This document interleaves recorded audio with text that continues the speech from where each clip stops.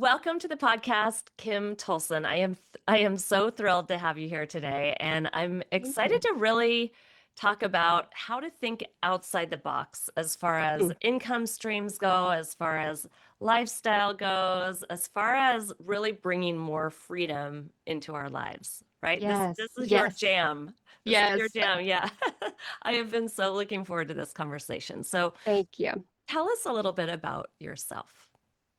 So I'm Kym Tolson. I'm a licensed clinical social worker. I'm also known as the traveling therapist. So I basically live in Airbnbs with my boyfriend, and I used to take about 8 weeks of vacation a year, and I would go take a vacation because I love to travel. I would take a vacation, and then I would come back. I'd cram in all my clients, and then I'd get so burned out that I'd need another vacation, and then it was like rinse and repeat. So finally, I figured out in 2018 I could go all online.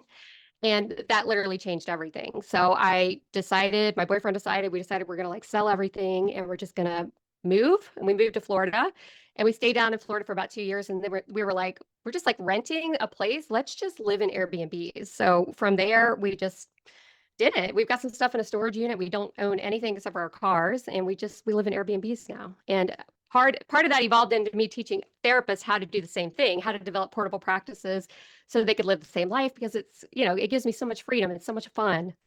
And, that's part of my story. Yeah. Oh my gosh, that's huge. I think it's such a paradigm shift, even to hear you talking about what you're doing. It's Thank like, you. yeah, in the best way. And this happened in 2018. So this is way before COVID. I think a lot of people Yeah. recognized the freedom of working online around 2020, 2021. But you were a pioneer. You were ahead of your time on this. Yeah, I mean, I was sitting in a hotel room in Mexico and I stumbled upon a Facebook group called the Online Therapist Group by Amber Lida, Dr. Amber Lida, and everybody in this group was already working online. And then I was like, wait a second. I remembered so vividly sitting in that hotel room. I'm like, wait a minute. I could actually live in Mexico if I wanted to and still see my clients and make money and all of that. And then it evolved from there. Yeah. Oh my gosh. Okay, so what was the first adventure that you went on, or the first kind of inaugural trip?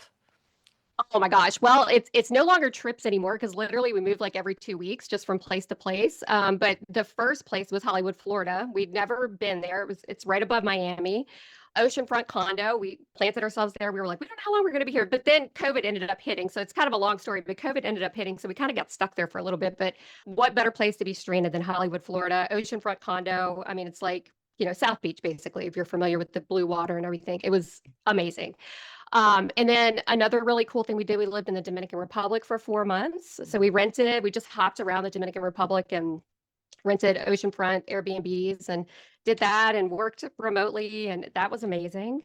And I mean, we've been so many places. We've been back and forth to the United States, I think 4 times now. We've literally just like all the places we missed the time before, we go there now. We're already planning like April through June. We're probably going to do it again, like trek back across the United States. What So what were your you top never know. what were your top three cities when traveling the US?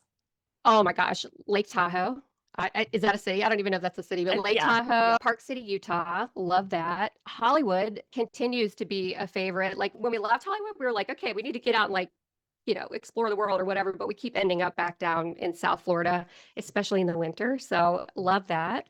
So those are probably my top three. But I mean, just Montana, Yellowstone, all the national parks we've been to. It's just the list goes on and on. Yeah. that is incredible. Have you had any challenges taking your business online? I know clients are probably pretty comfortable with it now, but back when Yeah. you started, was there any pushback? Did you have to overcome objections? Like, how did that transition go Yes. for you? As a therapist, we're bound by licensing rules and regulations, right? So the states used to not allow you to be outside of the state when you saw your clients, even when it was telehealth that you were doing. There used to be a lot of regulations around that. Now, most of them allow you to be out, but you still have to check each state that you're sitting in. You've got to check their licensing regulations and you've got to check your licensing regulations. And then if you're out of the country, it's a whole other thing. And if you want to be insurance based, which a lot of therapists want to be, there's also rules around the insurance companies and where they allow the clinician to be sitting when you're delivering services, even if it's a telehealth session. So figuring out all those nuances is really complicated, and then there's liability insurance you have to worry about, and it goes on and on. And then if you want to become a coach like me, that gets more complicated. So I see some clients, I have very few therapy clients anymore. And then I have these other income streams that I've developed that I'm a coach. So you have to figure out the nuances around that. Like, how do I do coaching without it being therapy? Because you don't want to offer any therapy services if you're doing coaching services. So that's a whole other nuance that just like, licensed professionals have to really think about if you want to like grow outside of the box of like that traditional job that you're doing under your licensure. Yeah. Tell us about that journey from therapist to coach, and how did that just become a thing for you? Oh my gosh, it's such a story. Oh, and I'm what they call like a quick start, right? So if I get an idea, I'm like obsessed with like putting it out into the world. So right now I have about 15 income streams, and they've all grown out of passion I've had or a problem that I've had that I then felt passionate about trying to teach other therapists really how to do it. So the initial one was insurance billing. Once I decided I wanted to be all online and all over the world, I quickly realized I was on all these insurance panels and they had really strict rules about telehealth, especially back in 2018. So as I'm learning this, I'm like, okay, well, I'm going to start a Facebook group. I'm going to start a course. I'm going to start a membership. So I have a membership, now that was born out of that problem of how do we figure this out? And I also had really bad billers at the time that it's such a long story. They ended up like firing me because I was trying to learn how to do my own billing. So I had to learn how to do my own billing. And all of that evolved into this thing of like, I've got to teach other therapists how to do this now too, because I don't want them to be stuck like I was in these problems. And then the traveling therapist was born the same way. It was very similar. It was like, okay, I'm doing this. Like, I'm running into this problem, this problem, this problem. So let me start a podcast. I started the podcast. And then out of that came a course and, a Facebook group. We've got like 28,000 members in the Facebook group now. And Oh my gosh. just everybody in there is figuring this thing out together. It's like a movement now, the traveling therapists. And then AI, I'm obsessed with AI. The day ChatGPT came out, I was like, I was already using AI in other capacities, but when ChatGPT came out, I was like, this is going to change the world for everybody, including therapists. If therapists knew that they could use these automations or ChatGPT to help with this and this, their lives are going to be so much easier. They're not going to have to burn out. They can go live in other countries and actually sustain this lifestyle, because there's so much administrative work being a therapist besides seeing your clients. So AI came out and I got obsessed with it. I'm still obsessed with it. So I started a Facebook group and a podcast, and I have 2 memberships now for AI to help other to help other therapists learn how to be able to do all of this and make their lives easier. Really, the bottom line is I don't want therapists to burn out. I want them to have really fulfilling lives now and not wait until they're retired and totally burned out. Right. Oh my gosh. Yeah. Okay. So tell me some ways that you're using AI and helping other people use Oh AI my to, goodness. to totally give you your time back or make your life easier or up level your practice.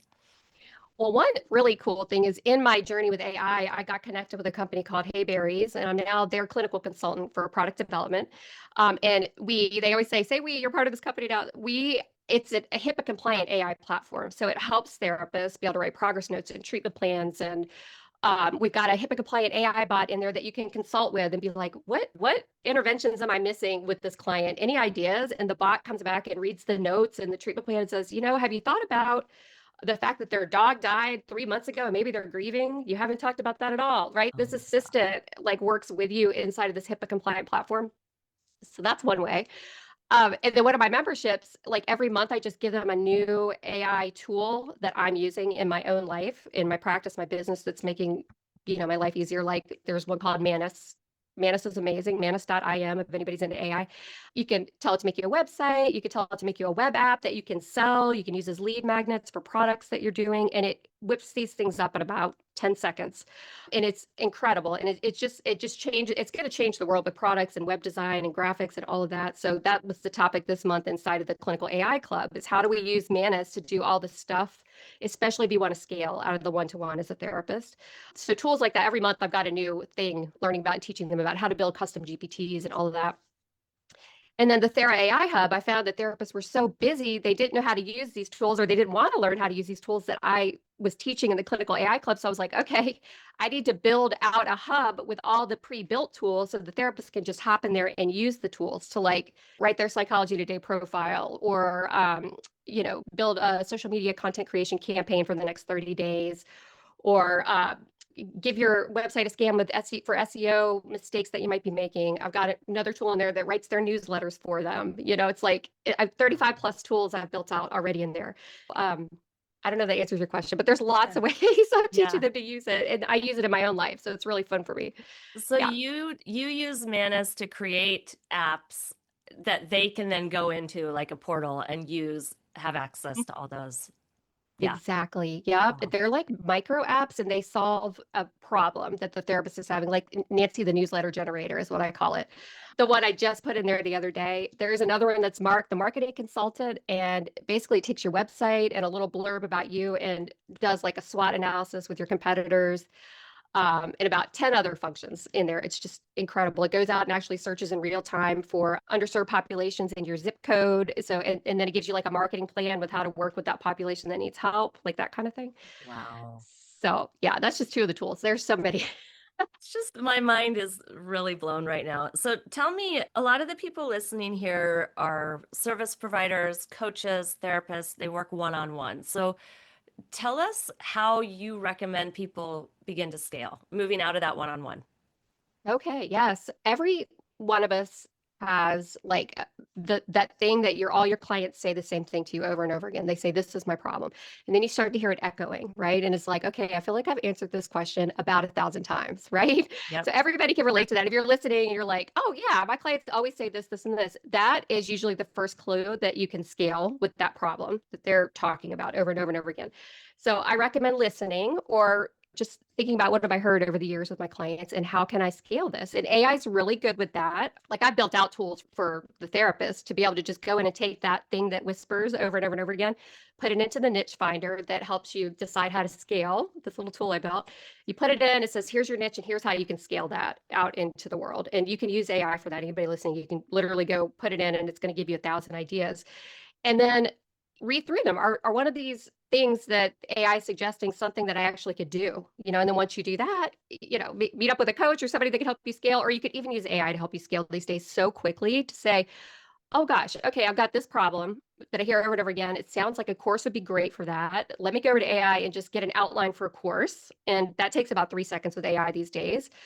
Ask it to help you build it out, go pop it in a Learn Worlds or wherever you want to host it. Kartra is where I host all my stuff. Go put it over there and you've got a course. And then figure out what does your audience need around the course? Do they want like an hour of coaching each month to help you like implement the materials that they're learning in the course? Really analyze your audience and figure out what they need. And for there, it'll grow. Then you start building your lists and funnels and email nurture sequences and all that stuff that comes with it. But that's where it starts, finding that thing. And I do always tell my own coaching clients, make sure it's something you're super passionate about that you'd probably want to talk about for the next 10 years if you had to, because it's a bit of a commitment to Right. scale into other industries or other like models, because you're really picking this one little niche and then you're going all in with it. So you really need to be committed to it for quite some time to see it grow and be able to sell it and make money from it. Mhm.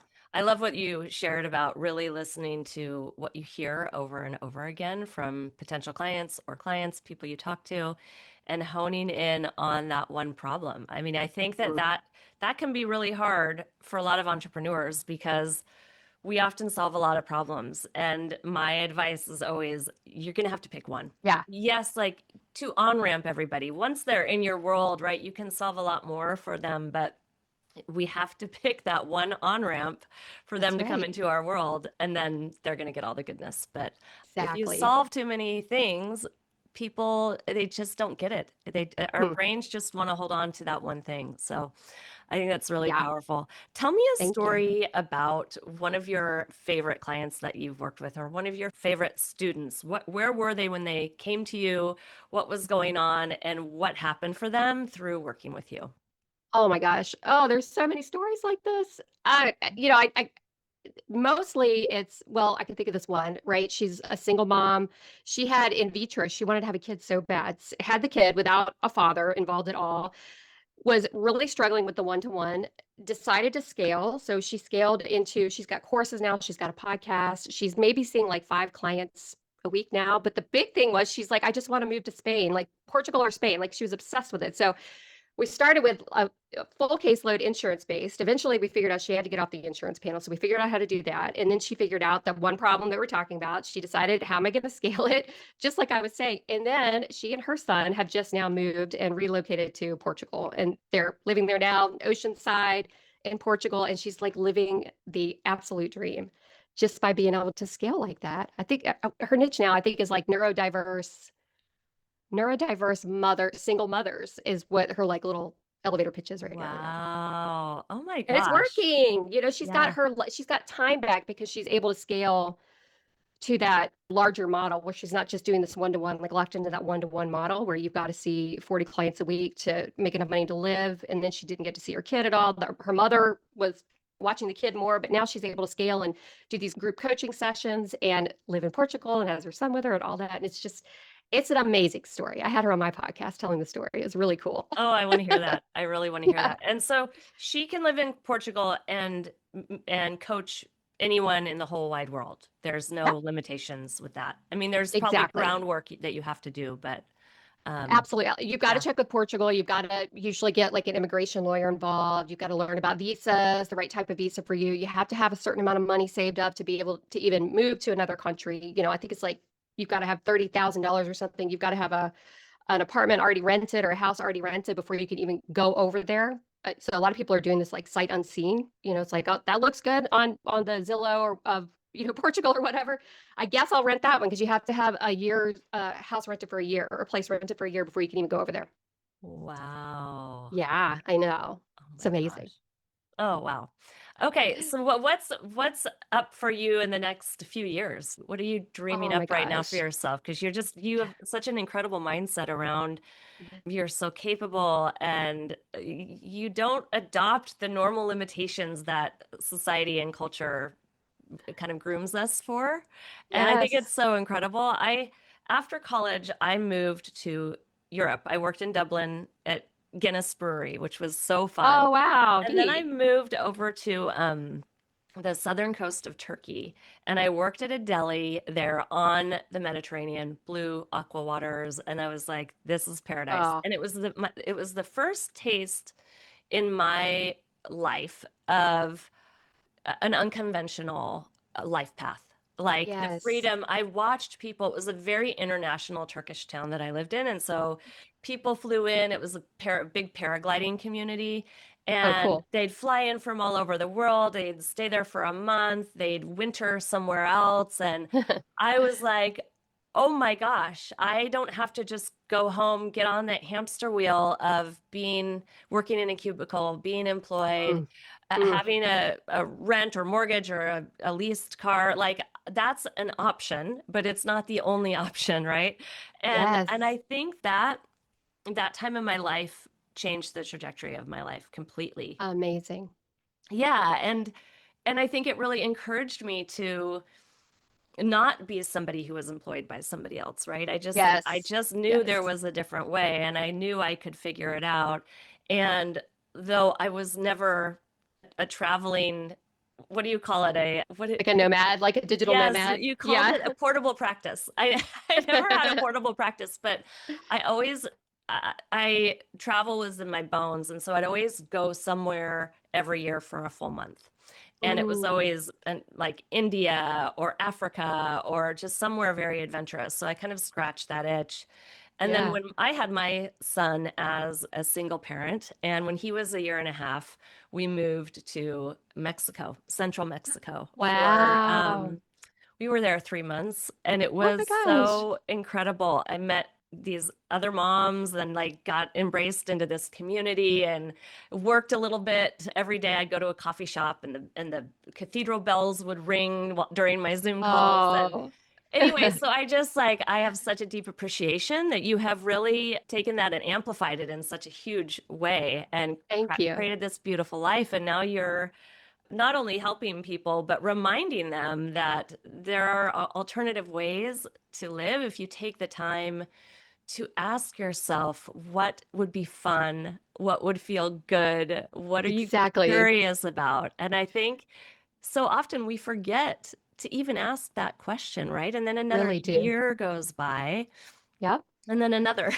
So, I know. And every coaching client that comes to me, they want to hop into, I don't know where to go or what to do.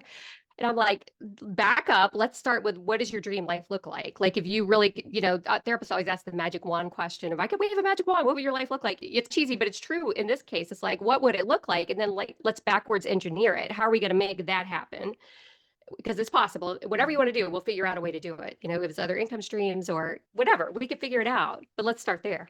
Tell us two questions for you. Number one, you told us about the single mom that moved to Portugal. I want to hear Yes. a couple more just to get our juices flowing for inspiration. Oh my gosh, there's so many. Okay, Addie. Okay, her name's Addie.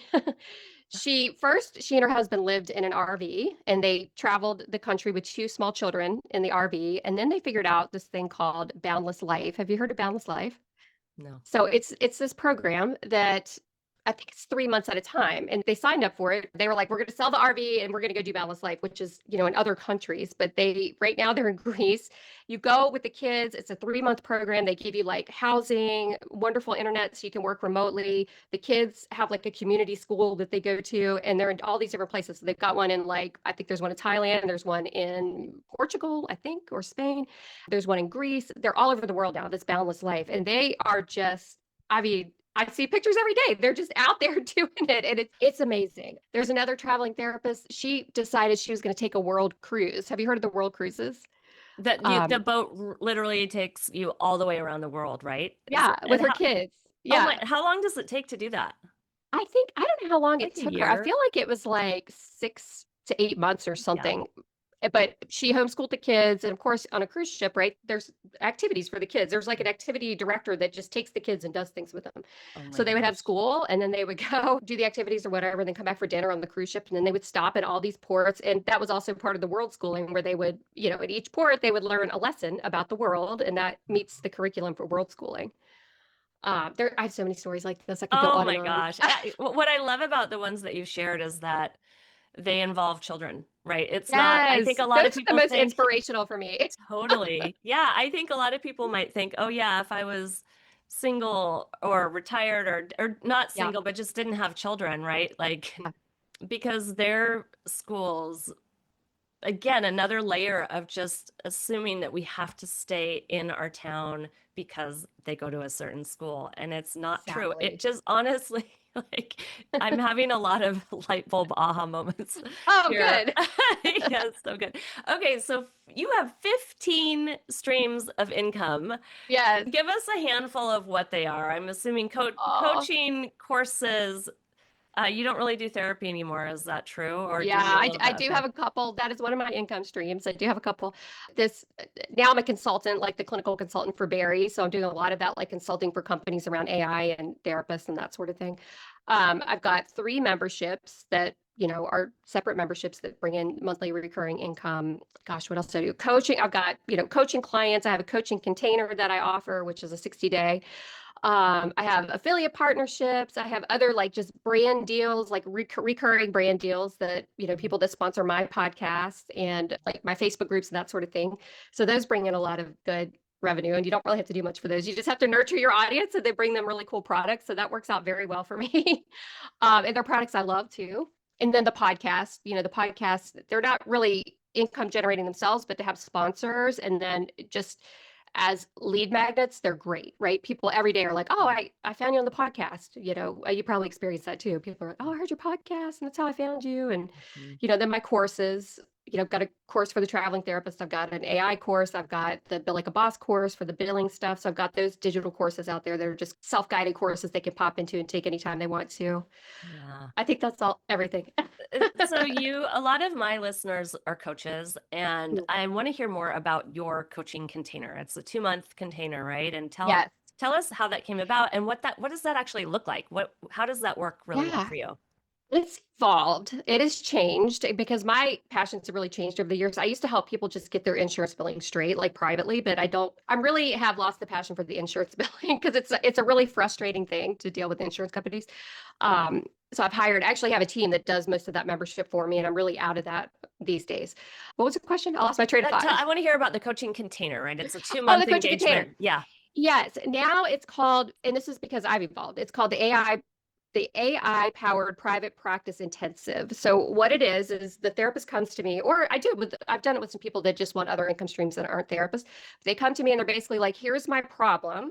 I don't have enough staff, or I don't know how to do this. How do I automate this? I'm drowning in this, this, and this. So I basically work with them for 60 days and say, how are we going to put AI into your business to make it run easier, faster, smarter, so you can get out of your business and have more time to like enjoy your life. That's the overall theme with Mm, everything I do, is how can we help you enjoy your life? I love um, it. and then we meet 3 times in person for 90 minutes during that time. And then they have Voxer access to me. So they can, Voxer is like a walkie talkie app for anybody that's listening. And basically during business hours, they can Voxer me anytime they want with any questions. And I give them my best advice on how to handle something or do something that they're working on. Incredible. Yeah.